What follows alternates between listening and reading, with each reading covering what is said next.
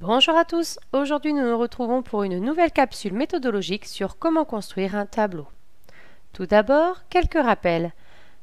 Un tableau est constitué verticalement de colonnes et horizontalement de lignes. L'intersection d'une colonne et d'une ligne dessine une case. Attention, un tableau n'a pas toujours le même nombre de lignes et de colonnes. Pour construire un tableau, il vous faudra des surligneurs, un crayon papier ou un critérium, une gomme, une règle pour que le tableau soit droit, une feuille et un stylo.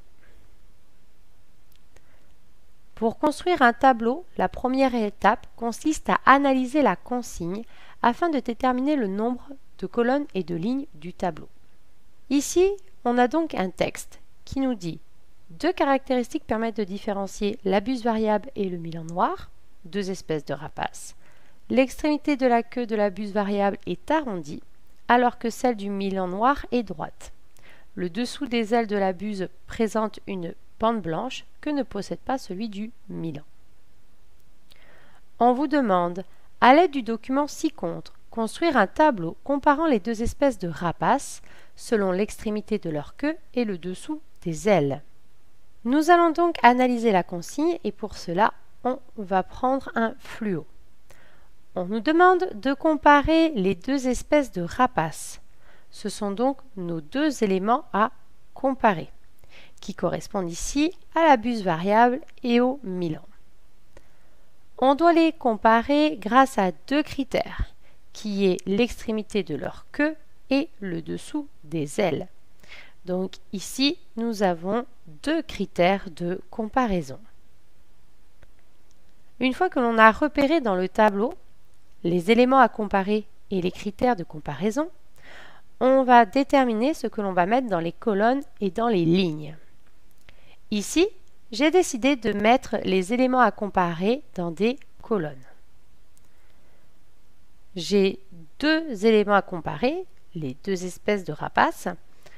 Donc mon tableau aura trois colonnes, puisque je vais devoir mettre une colonne par espèce, ce qui m'en fait deux, et rajouter une colonne pour mettre le titre des lignes.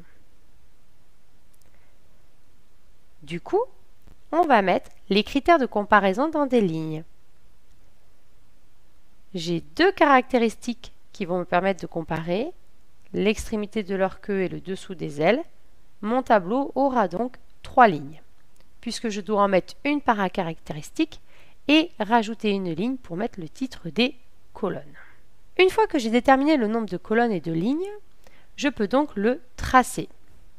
Donc on va prendre le crayon papier et la règle, on va tracer notre tableau. Donc ici un tableau avec mes trois colonnes et mes trois lignes.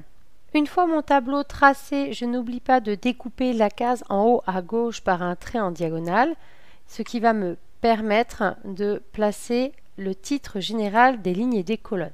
Puisque une fois que le tableau est tracé, il va falloir indiquer les titres des lignes et des colonnes.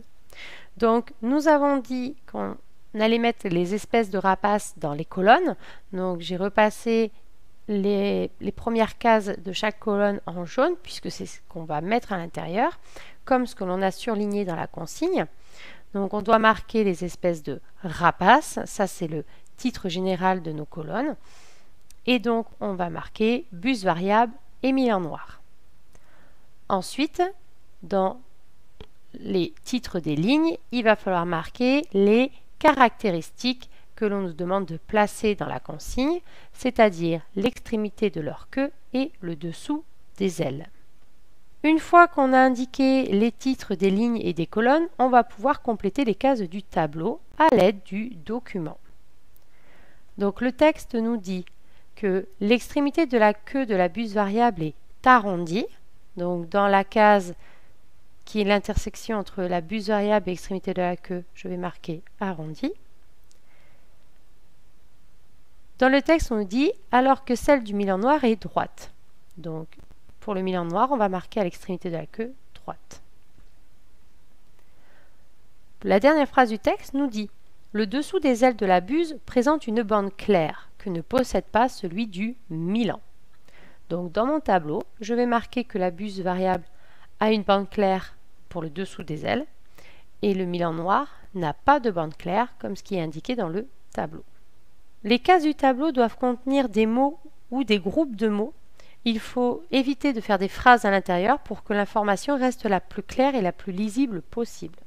Une fois le tableau complété, il faut lui mettre un titre. Donc on commence par tableau présentant ou tableau représentant, tableau comparant, et ensuite on va s'aider de la case en haut à gauche pour fournir un titre le plus précis possible. Par exemple, ici, on peut mettre tableau comparant les caractéristiques de deux rapaces. Voilà pour cette vidéo, j'espère qu'elle est claire. Si toutefois vous avez des questions, n'hésitez pas à venir me voir. À bientôt!